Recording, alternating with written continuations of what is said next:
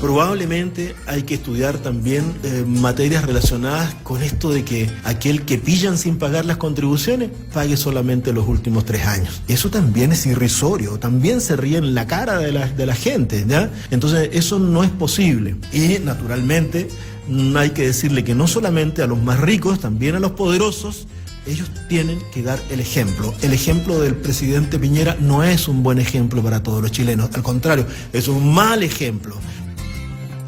Esas eran las palabras del diputado Gabriel Asensio, que es el jefe de la bancada de diputados de la Democracia Cristiana, a propósito de que se va a impulsar la creación de una comisión investigadora por el no pago de contribuciones a lo largo del país. El tema cobró relevancia tras un reportaje de TVN que revisó si en Chile se pagan o no contribuciones, uno de los impuestos más relevantes por su rol en el financiamiento de obras y servicios. El trabajo de investigación encontró, el de TVN, encontró terrenos que por ser agrícolas pagan contribuciones más bajas en pleno Vitacura. Sin embargo, no existe, por supuesto, ninguna actividad agropecuaria en ese lugar. Esto retrotrae a la memoria el caso del presidente Sebastián Piñera y las irregularidades con su casa en el lago Caburga.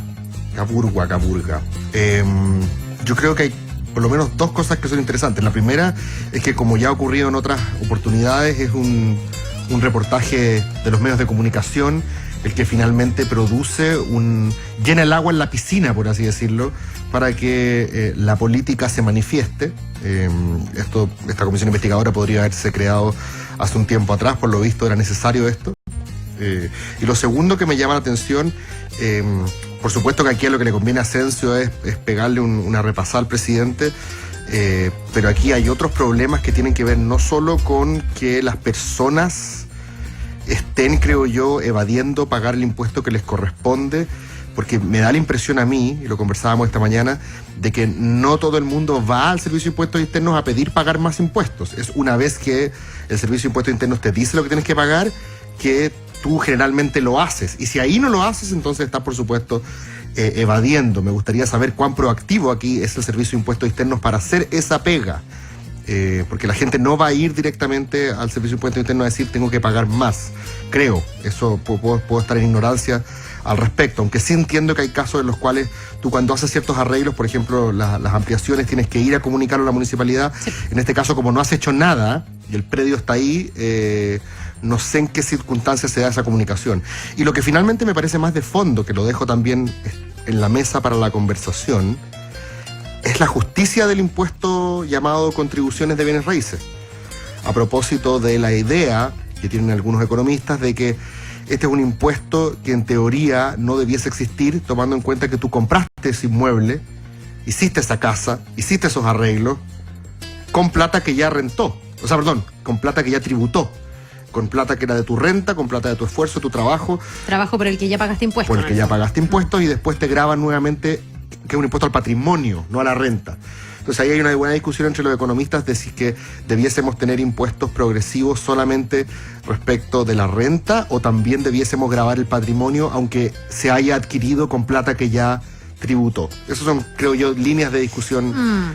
Sí, yo creo que hay que hacer una división entre lo que existe y lo que señala la ley y lo ético o moralmente reprochable o no, porque efectivamente es raro que la gente vaya proactivamente pedir pagar más impuestos, pero también desde el punto de vista ético, porque esa gente podrá decir, y lo vimos en el reportaje, no, lo que pasa es que a mí el ente fiscalizador dice que mi casa es terreno agrícola y yo, en el fondo, asumo el problema del Servicio de Impuestos Internos, que no ha venido a hacer un reavalúo fiscal, que no ha cambiado la condición del suelo, etcétera.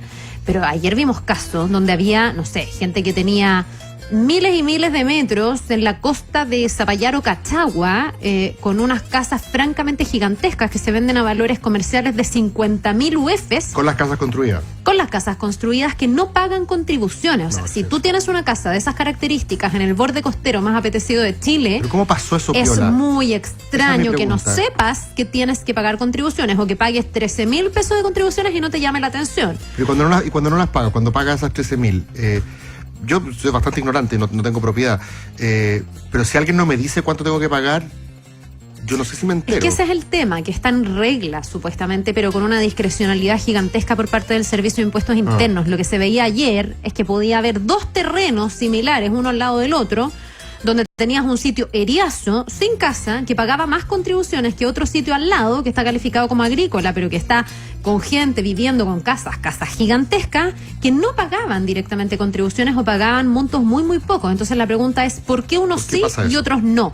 ¿Cómo están ustedes, como Servicio de Impuestos Internos, haciendo la evaluación de lo que cada uno tiene que pagar? A eso voy. ¿Quiénes son los beneficiados finalmente? Porque aquí lo que está ocurriendo también es que hay sospechas, y es justo hacerlo, que hay una especie como de club de gente que que aprovecha su posición, sus influencias, para también que haya estos criterios disímiles, porque si no, no hay otra explicación. Informe Especial fue y pidió hablar con el Servicio de Impuestos Internos y ellos se negaron. Ellos dijeron que no hablan de casos particulares. Se recurrió otra vez y se les dijo, ok, no nos hablen de cada uno de los casos en particular. Explíquenos los criterios con los que ustedes fijan el impuesto que debe pagar en materia de contribución cada vivienda, cada sector, cada paño, según el plano, por ejemplo, regulador municipal. Se negaron a hablar. Entonces, a mí me parece que falta una explicación lógica que haga que la gente que paga contribuciones al menos entienda por qué las paga. Me parece en todo caso interesante lo que tú planteas de fondo. Si es que este impuesto está bien, está mal, si no se debiera reformular. Yo considero, por ejemplo, que cuando la gente deja de trabajar se debería dejar de pagar contribuciones. Esa es una mirada muy personal, y a lo mejor un economista... Tu contribución puede ser más cara que tu pensión. O sea, hay gente que después no puede pagar las contribuciones y termina perdiendo la casa que pagó durante toda la vida. Yo eso considero que es bastante complejo y que se podrían hacer esfuerzos, por ejemplo, para los adultos mayores, pero eso no nos puede quitar lo primero y más urgente, que es lo que existe hoy y que nos da cuenta otra vez de un Chile súper desigual, donde los que tienen más, en este caso, se están beneficiando de vacíos legales, de discrecionalidad y cierta sospecha también de influencia. Yo quiero saber si es Condoro. Ay, justo no pasamos por ahí, no, o es lo segundo, no, Condoro no es, porque esto se sabe hace alguien rato. agarró un teléfono y dijo, oye, vámonos a media en la pasada, que no me lo pasía, que siga siendo agrícola y yo por abajo te paso unas lucas. Si es lo segundo, entonces toda mi teoría sobre la falta de proactividad del Servicio de Impuestos Internos es secundaria. Ahí claramente hay un acto, creo yo, de tráfico de influencia, de corrupción, y ahí por supuesto que tenemos que hincar el diente. Pero lo otro también, por mi gusto, o sea... todo el mundo sabe en Chile cómo funciona relativamente el tema de las contribuciones. Tú tienes que pagar contribuciones y vemos que una élite sabe cómo sacárselas. Yo creo que, no sé, gracias del reportaje de ayer son varias, porque dimensiona más o menos la magnitud del problema. Dimensiona además el tipo de casa que uno muchas veces cuando habla de este tema lo habla sin una fotografía real. Acá teníamos casos concretos donde había construcciones, digamos, que evidentemente no eran agrícolas y eran casas, digamos, de alta evaluación, en terrenos de alto valor. O sea, primero que nada, el caso no es un problema anecdótico. Lo otro, hay varios tipos de problemas. Terrenos que están ubicados en lugares de alta valoración o evaluación en Santiago, por ejemplo, pero que no tienen construcción. Caso Herman Chadwick, por ejemplo, en San Damián, donde tiene un predio que no ha construido nada y sigue siendo agrícola y lo ha declarado como tal. Nadie podría decir que él no conoce la ley. Y después están los casos donde... Él conoce la ley, claro, pero nadie puede argumentar de que no, en realidad es que no ha venido impuesto interno a fiscalizarme. Uso de esa ley, porque en el fondo exacto, ha ido impuesto interno ahí y lo ha declarado agrícola, por esto que no hay nada construido ahí. Eso caería él. Así está dentro de la norma. Lo tiene catalogado el Servicio de Impuestos Internos. Después está el siguiente nivel, donde hay gente que sí sabe que está fuera de la norma y tiene las posibilidades de eludir o evadir el pago de contribuciones. Y ahí hay varias maneras. Por ejemplo, compraste el predio y te hiciste la casa tú.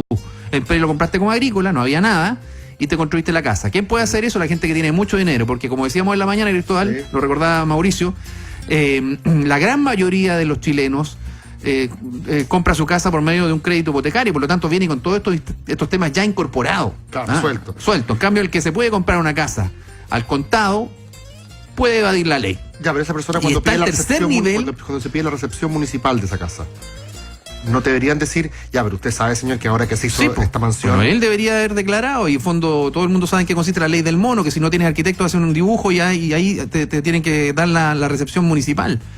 Es que creo que y tú- está el tercer sí, nivel, sí. que el más grave de todo es cuando tú modificas y cuando hay funcionarios públicos involucrados, cuando hay coimas involucradas, para que te cambien el uso del suelo.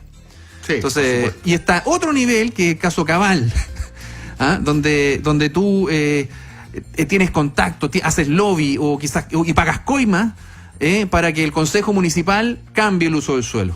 O sea, son varias derivadas de un mismo problema. O sea, hay gente que hay efectivamente unos más graves que otros. Hay gente que efectivamente puede no saber y es una ignorancia muy conveniente. Hay gente que debería saber, hay gente que sabe y ocupa los resquicios legales a su disposición para evadir el pago del impuesto que les corresponde, y finalmente está ya directamente la corruptela. Exactamente. Hay distintos niveles en los cuales esto se Ahora, insisto, el reportaje es muy ilustrativo porque te explica muchos aspectos de esto. O sea, ¿por qué, cuánto es más o menos la diferencia entre el pago de contribuciones de un predio agrícola a uno urbanizado? harto, imagino, ¿no? 1 a 100. Mucho. 1 a 100. 1 a 100. Tal cual. Ese es el 1 a gran 100. resquicio ¿Ah? en este 1%. O sea, vaya que conviene que sea agrícola. Claro. Claro, pero Y la lo pregunta otro, es ¿cuándo deja de ser agrícola? Porque cuando tú tienes un terreno, cuando se regulariza, pues, lo mismo pasa con... no, pero espérate, cuando tú tienes un terreno donde no se ha construido, que era agrícola, pero se empieza todo a urbanizar, hay calles, hay conectividad, llega el metro, pasa el Transantiago, pasa una costanera. Estoy pensando en el caso Plan de San regulador. Damián, por ejemplo. Ya, pues, pero lo que demuestra el reportaje de ayer es que puede haber estos como loteos o Islas. o terrenos Islas, que terminan claro. siendo como islas y se benefician de esa calidad porque no ha sido cambiado el uso de suelo. Sí.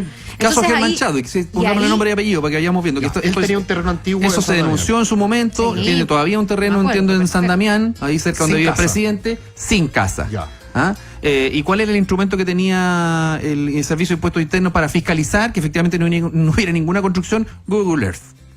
¿Ya? Ya. Y no hay. ¿Ah? No hay Bueno, construcción. no hay construcción. Pero Y ahí están los otros el niveles. plano regulador entonces admite la existencia de islas. Sí. Porque en este caso Claro. el plano regulador puede decir este terreno de aquí, Así como permite- todo este paño es urbano, pero este pedacito de aquí Claro, es... lo exime prácticamente Ya. el pago de contribuciones zona urbanizada, por lo tanto paga el 1% que corresponde a un terreno agrícola. Pero así como permite la ley esa situación, permite la otra, la que decían ustedes, que gente jubilada que no tiene cómo pagar las contribuciones, tiene que vender su casa y finalmente irse de donde vive, la casa que costó prácticamente toda su vida de trabajo. O sea, coexisten estas dos situaciones legales. Que eso le pasa Y generalmente de ahí Gerson, pasamos a una a lo- clase media pujante, porque en Chile la mayor parte de las personas que tienen casas están exentas de pagar contribuciones, el 80%. ¿Por? Porque las viviendas ¿El valor? están en un valor que la ley considera que quedan exentas, no se le hace pagar contribuciones. El 23% de las casas de Chile o de las propiedades paga contribuciones. Claro, pero Ya, que Pero estamos dentro de hablando ese de lo que van en construcciones. 23%, un dato importante. Sí. hay diferencias gigantescas. Sí. Porque de ese 23%... insisto, las dos situaciones hay las gente con mucho permite la ley. esfuerzo. Lo que no permite la ley es que tú vulneres la norma y en fondo no declares las ampliaciones, no declares las construcciones, no declares la casa Oye. y no declares el terreno a lo que corresponde, si es agrícola efectivamente, no sé si ordeñan a alguien o ordeñan algo ahí Esa en me el- pregunta, Ponen tres vacas, claro. ¿Ah? pregunta desde mi ignorancia. ¿Ah? ¿Qué pasa si el señor Chadwick tiene en este terreno donde no hay casas construidas y está pelado, tiene un parrón, Tiene tomate. tiene un tomate y un chanchito? No se realizan actividades agropecuarias a escala industrial, pero él podría decir que ahí tiene su huerta de tomates, por lo tanto, eso sí. Pero hay una falencia de la ley. Claro. Hay una falencia de la ley, porque la fiscalización se ha hecho y está dentro de la norma. Es que ni pero siquiera lo en la ley es lo el que criterio. Claro, pero eso es lo que se tiene Entonces que no es cambiar. agrícola ese terreno. Y lo otro es que es No la lo falta, sabemos. la falta de fiscalización y también el deber de buen ciudadano de cumplir con la ley. ¿Ah? De declarar las construcciones, de cambiar el Mira, Gerson, Sí, eso tan difícil a mí que la me gente- parece, Pero otro a mí me mérito- parece que puede ser, pero también yo, y tomo un poco lo que dice Cristóbal, yo no sé cuánta gente que tiene un departamento hoy día de 138 metros y está dentro del DFL2, cierra su balcón y va a declararlo para pagar las contribuciones, porque si es por eso estaría todo el mundo al margen de la ley. Hay mucha gente que también toma, a mí pero me por parece cosas que, menores, ¿no? a mí me parece que No la son ley, comparables. la ley debiese revisar ciertas cosas, porque si no al final se transforma como un arriendo permanente del lugar donde está tu casa. Una cosa es que tú pagues por el terreno, pero después la gente construye, no sé, una piscina, un quincho y lo tiene que ir a declarar y va encareciéndose la vida. Hay mucho incentivo para no declararlo Claro, y con esto por eso no quiero... por eso se está tratando esto dentro de la reforma tributaria, que por lo menos los jubilados dejen de pagar si tienen que comprar su casa. O sea, me parecería un mínimo para empezar pero a un hablar. detalle. Pero sigue existiendo todo el resto del problema. Ahora, otra de las gracias que yo le adjudico al reportaje de ayer de la Paulina Allende Salazar, que bueno que TVN haga estos reportajes, porque en el fondo esto tiene nombre y apellido, y lo dice un poco el reportaje. Lo hicimos a raíz del caso conocido de las contribuciones no declaradas de la casa del presidente que tiene de veraneo ahí en el lago Bocaburgua, al lado de Huerquehue. Muy bonito. Entonces, qué bueno que todavía no hayan restricciones de esa naturaleza, digamos, y el reportaje llegó y salió dimensionando un problema, insisto, que deja de ser anecdótico por la gran cantidad de plata que no se paga en contribuciones, en impuestos en definitiva.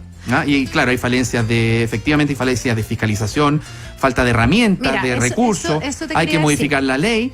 Pero también hay una frescura de quienes no lo hacen. Sí, pero yo siento que una de las cosas que también deja claro el reportaje es que la fiscalización no es tan difícil. Porque lo que finalmente hizo Informe Especial fue ir la Paulina con un computador, pararse al frente de una casa con un dron y decir, a ver, esta casa, según bases de datos que son públicas, este terreno debiese ser agrícola. No aparecían las arriba, vacas por ninguna parte. Claro, y está la mansión ahí instalada y no está pagando contribuciones. No creo que sea tan difícil fiscalizar. La pregunta es por qué a algunos se les fiscaliza más que a otros, por qué en algunos casos se encarecen las contribuciones y para gente que tiene verdaderas mansiones no. Y yo insisto, recogería lo que plantea Cristóbal y ojalá que los parlamentarios también lo hicieran. Me parece que hay que analizar cuál es la justicia también que tiene el pagar contribuciones eternamente de por vida cuando la gente ya se compra con mucho esfuerzo una vivienda pagando, no sé, hipotecarios de 20, 25, 30 años y que tiene que seguir pagando esto y si no lo paga pierde su casa. Y cada vez que le hace una ampliación y mejora, en el fondo hay que pagar, entonces un desincentivo a la mejora y un desincentivo a pagar y a transparentar la situación. Y el empleo. Sí, yo creo que está bien también hacer un análisis no solo del caso que vimos ayer, yo creo que este tema da para harto más.